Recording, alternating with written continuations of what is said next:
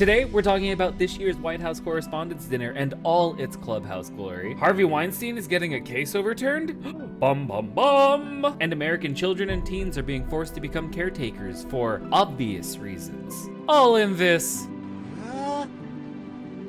マジでそうか episode of...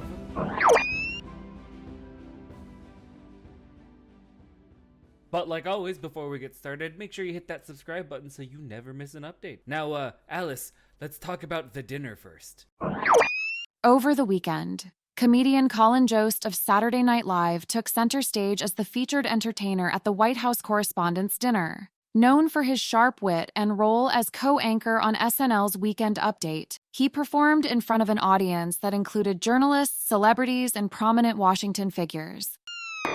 Well, it's that time of the year again, and what a night it was. Colin Jost took the stage at the 2024 White House Correspondents Dinner and delivered a relatively bold and biting comedic tour de force, while many in the audience seemed ill at ease, squirming in their seats. I rather enjoyed it. Not every joke hit, but the ones that did hit where it hurt. It's actually sort of amazing, some of the jokes he was making. I mean, considering that on an economic level, they're all on the same team, and, you know, it can be dangerous to piss off your neighbors. Jost's charisma and charm were undeniable. You know, much like that wisecracking older brother you can't help but love, even as he relentlessly roasts you over an open flame. Everything from riffing on Biden's age to gleefully pondering Trump's future VP picks, which I'm sure he was told there's some topics he wasn't allowed to touch, but I'm thinking he was pressing the line a couple times, at least judging off of the reactions of the crowd. The banter did stray into some awkward silences without Joe's partner in crime, Michael Che, by his side, which, side note, is just a damn shame Che wasn't there for it. The two of them together are comedic gold. I mean, whether you agree with them politically or not, they are undeniably funny. Facts. Anyways, those lulls only allowed the mic dropping moments to detonate with a more seismic impact, So while the DC elite may have been squirming, I was feeling a warm, fuzzy feeling saying how uncomfortable they all were. Because, I mean, at least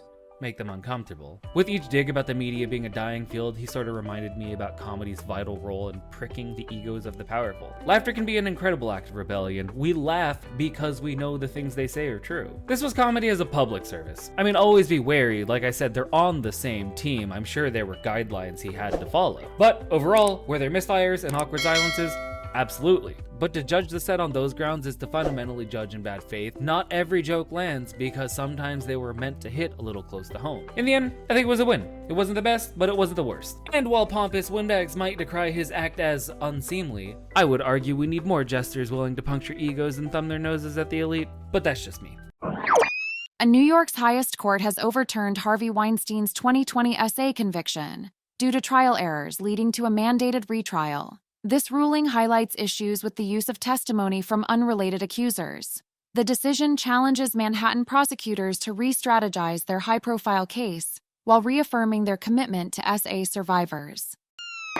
Well, strap back in, folks, because it looks like we're about to take a deep dive back into the most explosive legal story of the decade. The roller coaster case against Harvey Weinstein, the disgraced Hollywood producer whose downfall sparked cultural wildfire we know today as the Me Too movement. It was a verdict that made shockwaves felt around the world when Weinstein was convicted back in 2022 of third-degree rape against an aspiring actress named Jessica Mann, as well as a criminal sexual act against production assistant Miriam Haley. A Manhattan jury found the fallen mogul guilty on those charges, sending him away to serve a 23-year sentence behind bars. But in a jaw-dropping turn of events, New York's highest court has pulled the rug out from under that conviction. In a split-3 ruling written by Judge Jenny Rivera, the judges found that fundamental errors were made in Weinstein's trial, errors so egregious that they punched a hole in the prosecution's case, demanding the whole circus go back for a rerun. So what exactly were these mistakes that could let Weinstein temporarily slip the legal noose? Well, the court ruled that the trial judge, James Burke, made a colossal misstep by allowing a parade of Weinstein's accusers to take the stand and testify about uncharged allegations from years past. Think of it like this. Imagine you're on trial for allegedly robbing a bank in 2020. Makes sense for a witness from that 2020 robbery to testify, right? But what if the prosecution also trotted out a lineup of people accusing you of robbing other banks back in 2015, 2010, and even 2005? It could unfairly sway the jury, making them think that, well, if he robbed all those other banks, he must be guilty of this one too. That's essentially what happened here.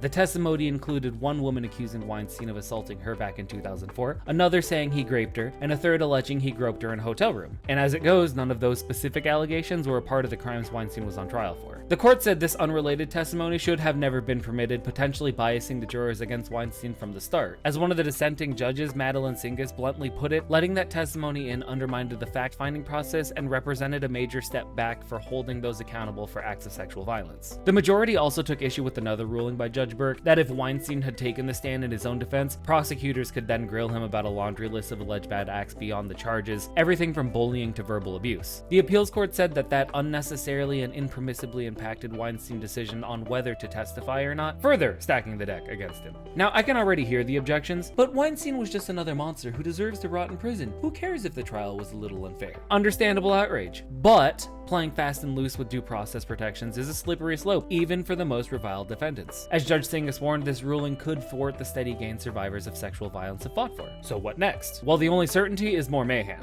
Manhattan prosecutors are vowing to put Weinstein on trial again, potentially forcing Mann, Haley, and other accusers to relive their trauma on the witness stand. But this time, much of that emotional testimony won't be allowed, robbing the state of some of its more powerful evidence. But don't forget what's looming in the background: Weinstein's California conviction on separate charges from 2022. He's already been sentenced to 16 years for that, and even though he's appealing it, it means he won't be a free man anytime soon, no matter what happens in New York.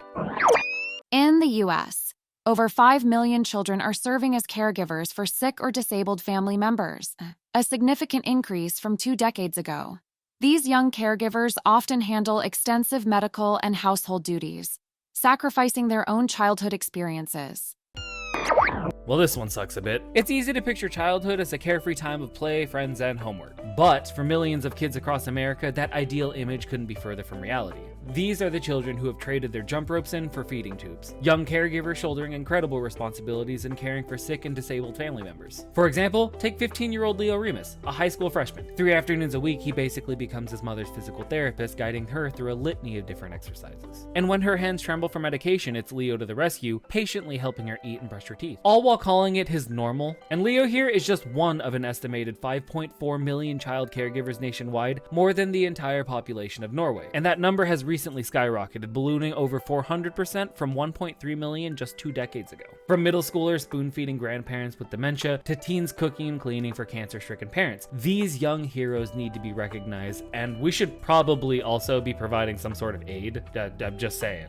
I don't know what kind, but we can't because we sent even more overseas. Is anyone else getting tired of this? Anyhow, why the jaw-dropping rise? Experts point to a perfect storm of factors. With healthcare costs soaring like a rocket ship, many just simply can't afford professional in-home care. And in an aging population with skyrocketing chronic disease, and well, ya boned. Remember, over 70% are caring for their own parents or grandparents in roles twist-tied by duty and love. Many are missing valuable class and friend time, causing feeling of isolation to spike. And further isolation is exactly what we need. That loneliness brings anxiety, like psychological termites eating away at their well-being. These kids don't get traditional childhoods, they get dissertations in responsibility and empathy, learning to juggle chemotherapy meds and algebra. And on that piece of, oh, don't forget Social Security is running out, so we're basically looking at what's coming for a lot of us. News. I'm gonna call it. If you like what you saw here, don't forget to hit that like button, help spread some news. And I'll see you next time. Bye.